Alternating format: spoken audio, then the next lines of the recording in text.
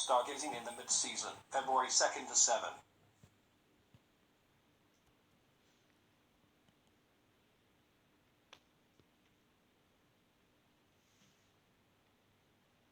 Groundhog Day.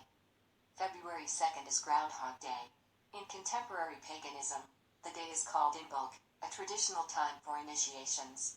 That date is one of the four so-called cross-quarter days, which are the midpoints between the solstices and equinoxes. The other three cross-quarter days are Beltane on May 1st, Lunas or Lammas on August 1st, and Samhain on November 1st. February 2nd is exactly midway between the December solstice and the March equinox. Evening Zodiacal light. For about half an hour after full dusk during the 2-week period preceding the new moon on February 11, just look west for a broad wedge of faint light extending upwards from the horizon and centered on the ecliptic. That glow is the zodiacal light, sunlight scattered from countless small particles of material that are sprinkled throughout the plane of our solar system. Try to observe the zodiacal light from a location without light pollution. And don't confuse it with the brighter Milky Way, which extends upwards from the north-northwestern evening horizon at this time of year. At the beginning of the week, the waning gibbous moon shines among the medium bright stars that mark the head and shoulders of Virgo. From late Tuesday night to Wednesday morning, the moon will pass to the left of Psyche, the constellation's brightest star, shining with a magnitude of 0.95. Visible between midnight and dawn on both Thursday and Friday, the moon will shine among the stars of Libra. The moon will formally reach its third quarter phase at 12:37 p.m. EST, 17:37 GMT, on Thursday.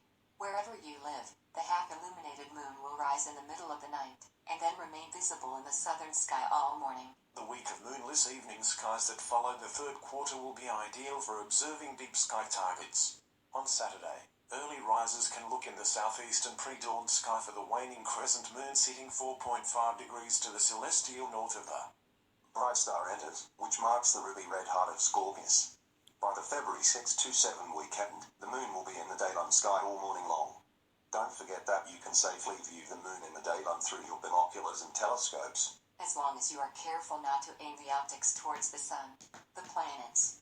We're entering a planet viewing drought because nearly all the planets will be gathering in the eastern pre-dawn sky, and too close to the sun to easily see them. Venus will return to view in the western sky after sunset from late April onwards, but Jupiter and Saturn won't return to the evening sky until June.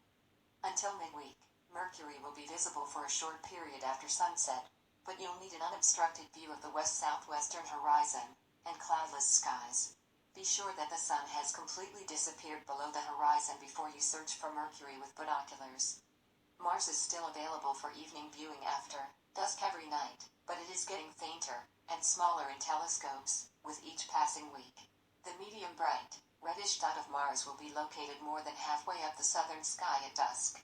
Then it will descend all evening and set at about 1:30 a.m. local time. Look for the two brightest stars of Aries sitting to the upper right of Mars. Hamal is brighter, at magnitude 2.0, and Sheridan is a bit fainter at magnitude 2.6.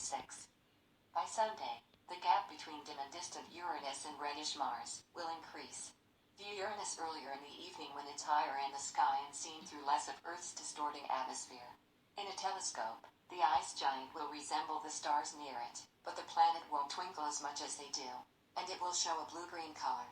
These are our astronomical highlights for the week. Keep looking at the sky and happy stargazing. Thanks for watching. Please subscribe and tell us what you want us to talk about in space and what we could improve. Bye.